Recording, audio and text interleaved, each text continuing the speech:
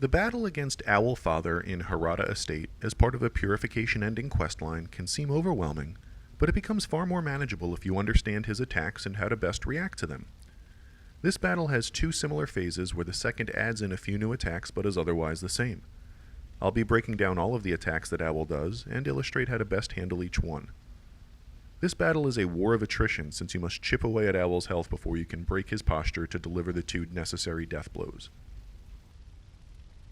Start the battle by charging at Owl to get a few attacks in.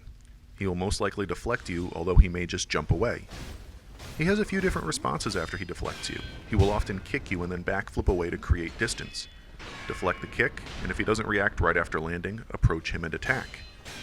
He has a few different melee counterattacks that he will do after he deflects you, so be prepared to deflect these and then counterattack.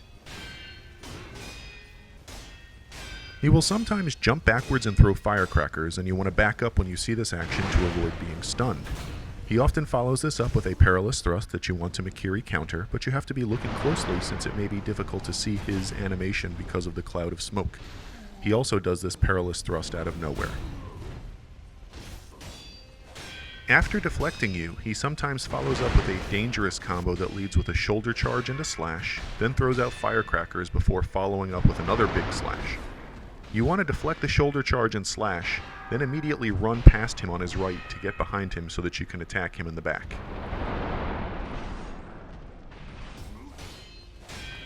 He may throw a single shuriken at you and follow with a lunging slash. You want to deflect both and you'll be stunned briefly but ultimately take no damage. He sometimes instead throws a single shuriken and follows up with a flipping slash. Dodge past his slash and attack him in the back. The most consistent opportunity to get damage in is after he does his perilous sweep, so when you see this attack coming, jump back and to the left and you should land right by where he ends up. Immediately attack him a few times as he usually follows up with a charged overhead slash that you want to dodge past and then attack him again in the back. You need to time this dodge well because if you go too soon, he will instead switch to a horizontal slash that will hit you. He sometimes leads into this perilous sweep with a multi-slash combo that you want to deflect first. He can also do this charged overhead slash by itself after deflecting you. Be patient when you see it coming and dodge past him with the right timing on the side, then attack him in the back. Try to stay aggressive with him. Don't give him any time to just walk around and formulate his own plan. Attack him until you get deflected and be prepared to react to his counterattacks. Keep the pressure on until you break his posture to deliver the first death blow, after which the second phase will immediately begin.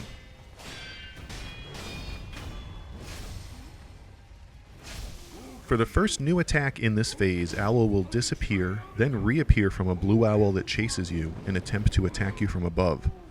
Run away from the owl when you see this animation, but watch and listen for him to land, and if you're close, you can close the gap and counterattack.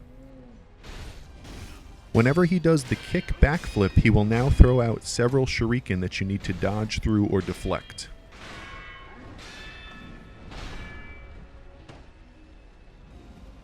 For his other new attack, he will hold out his outstretched hand, and the owl will land on it, after which he will throw it at you with a wave of fire.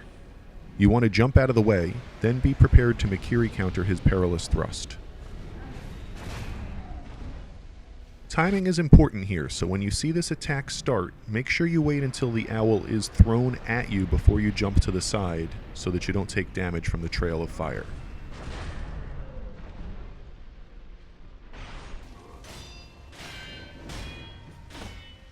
As with the first phase, it will take some time to chip away at his vitality so you can again break his posture.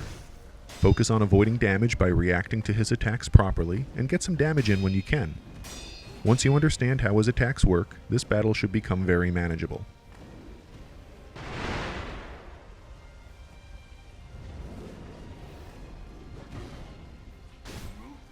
I have already done a similar breakdown for Ishin the Sword Saint, and plan on doing additional breakdowns for the Demon of Hatred and the bosses on the Shura ending, so check my channel for more content.